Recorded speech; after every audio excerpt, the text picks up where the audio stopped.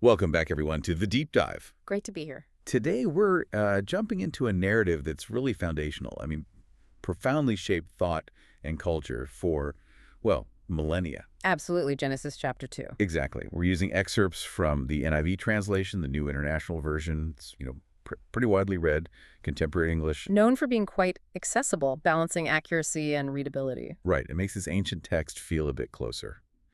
So our mission today, we want to kind of unpack this, pull out some maybe surprising bits of knowledge about creation, humanity's first home, those very first relationships, and commands. There's a lot packed in there. There really is. Okay, let's unpack this. So the text kicks off telling us the heavens and the earth were completed in all their vast array. Done. Finished. A sense of completion. And then the focus immediately shifts to the seventh day. Yeah, it says, by the seventh day, God had finished the work he had been doing. So on the seventh day, he rested from all his work. And crucially, then God blessed the seventh day and made it holy. Because on it, he rested from all the work of creating that he had done. What's fascinating here is it's not just about stopping work, like being tired. Right, it's not fatigue. No, the Hebrew word, Shabbat, it's richer than just rest. It implies completion, fulfillment, even delight in what's been made. Ah, okay. So it's establishing something. Exactly. A pattern, a divine rhythm, maybe. It's like a blueprint for how we relate to time, where it's not all about constant doing. But a cycle. Right. Work and appreciation, reflection. Precisely. It suggests this rhythm of creation, and then, well, savoring it, blessing it is fundamental, woven right into existence from the start. It's about ordering time, giving it meaning. That's a powerful idea, the divine pattern for rest. Okay, so after setting that cosmic stage, the narrative, it kind of zooms in, doesn't it? It does. It gets much more granular, more focused on humanity and the specific environment. Yeah, if you know Genesis 1, this feels different. Yeah. More human-centric compared to the big cosmic picture of chapter 1. Yeah. It's often seen as a complementary account. Not a contradiction, but like two lenses giving a fuller picture. Right, and chapter 2 paints this very specific scene of the initial conditions. It says, no shrub had yet appeared on the earth, and no plant had yet sprung up. For the Lord God had not sent rain on the earth, and this is key, and there was no one to work the ground. Interesting. No rain yet, but streams came up from the earth and watered the whole surface of the ground, like a different kind of watering system. An earth-based watering. And then comes the main event, the formation of man. Yeah. The Lord God formed a man from the dust of the ground. And breathed into his nostrils the breath of life. And the man became a living being. Powerful imagery, dust and divine breath. It really is. And after forming man, God plants a garden in the east, in Eden, and puts the man right there. Eden, the ideal place. It sounds incredible. All kinds of trees grow out of the ground, trees that were pleasing to the eye and good for food. Just abundance. Visually beautiful and sustaining. But then, right in the middle, two specific trees stand out. Yes, the crucial ones. The tree of life and the tree of the knowledge of good and evil. Now, here's where it gets really interesting. The geography. The text gets surprisingly specific. It does, yeah. It says, a river watering the garden flowed from Eden. From there it was separated into 4 headwaters. 4 rivers. And it names them. It does. First, the Pishon.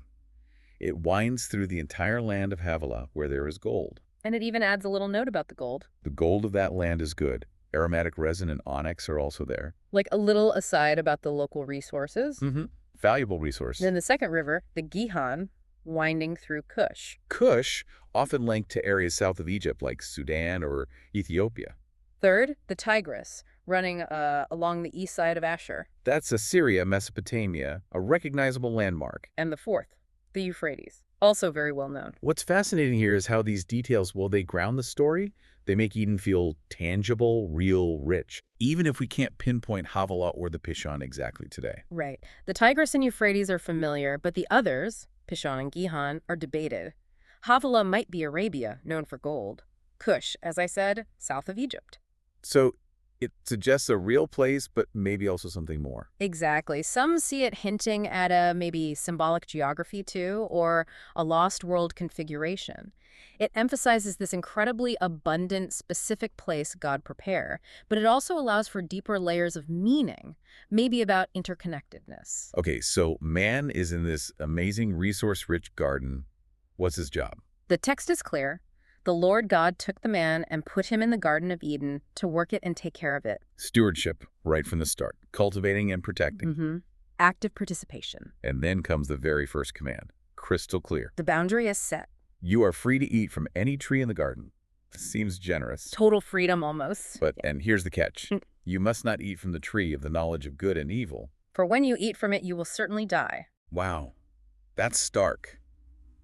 Freedom, but with one profound limit and a severe consequence. This raises an important question. What does that death really mean here? Is it just physical or something else? Like a spiritual death. Separation? Perhaps.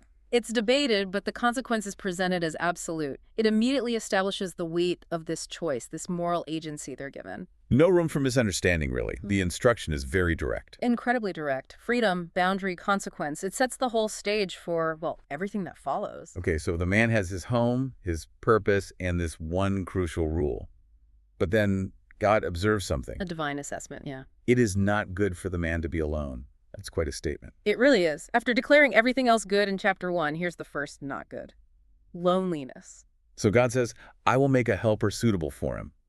But before that happens, there's another interesting step. The naming of the animals. Right.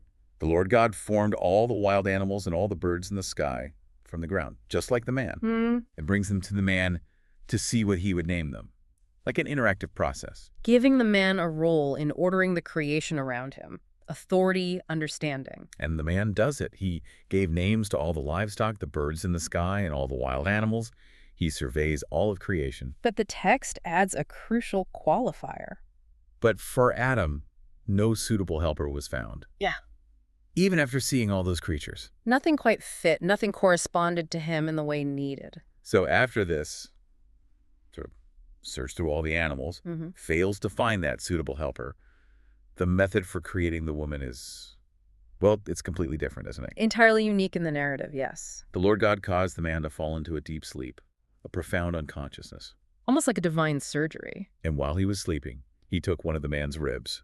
Or maybe side is a better translation It sometimes. can mean side or rib, yeah. The point is, from his very being. And then closed up the place with flesh. And from that rib, or side, God made a woman and brought her to the man. Presented her to him. And the man's reaction, it's instant recognition. It's poetry. Ah, it's beautiful. This is now bone of my bones and flesh of my flesh. She shall be called woman, for she was taken out of man. That shared essence. So what does this all mean? This connection, this specific way she's created. Well, taking her from his side, from his bone and flesh, it speaks volumes about shared nature, deep connection, maybe even equality. She's not an afterthought, but the culmination of this search. And that term, helper suitable. Right. Ezer kenegdo in Hebrew. It's fascinating. Ezer often means strength, a vital help, sometimes even divine help in other contexts. It's not about being secondary. Not a subordinate. No.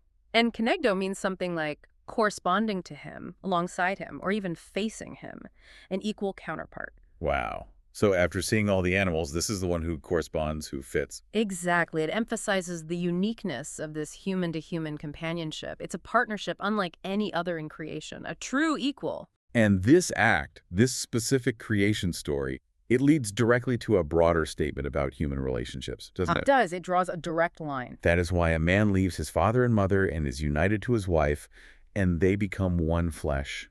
This seems like a foundational statement for marriage, for family structure. Absolutely. It's presented as the archetype, the reason behind that profound bond where two become this new unit, this one flesh. And then the chapter ends on this note of pure innocence. A very poignant ending. Adam and his wife were both naked, and they felt no shame. If we connect this to the bigger picture, this paints a picture of original human relationships. That one flesh idea signifies this incredibly deep, almost metaphysical union. Soul unity. And the naked and no shame part. It suggests complete openness, vulnerability without fear, total trust. No self-consciousness, no hiding. Like psychological transparency. Exactly. A state of pure, unhindered connection with each other and, presumably, with God. It sets this baseline for ideal intimacy, community, before any sense of alienation or concealment enters the picture. It's foundational for understanding human nature and relationships. Wow. Okay, so reflecting back on this deep dive into Genesis 2, we've covered quite a bit. From the rhythm of rest to the detailed creation of humanity, the garden, the specific geography, The first command, that introduction of choice and consequence. and then this profound search for companionship leading to the creation of woman and the basis for marriage. It really lays out so many core themes right at the beginning. So here's something to maybe chew on as you go about your day. Think about that whole process with the animals. God brings them all, the man names them all, and yet no suitable helper was found. Mm-hmm. What does that detailed search and its specific outcome really tell you about what makes human connection unique? What is that depth of companionship we seem wired to seek that apparently sets us apart from every other living creature? It's a deep question about the nature of belonging. It really is. What does that unique connection truly mean for us? Anyway, lots to think about. Thanks so much for joining us on this deep dive today. Thank you.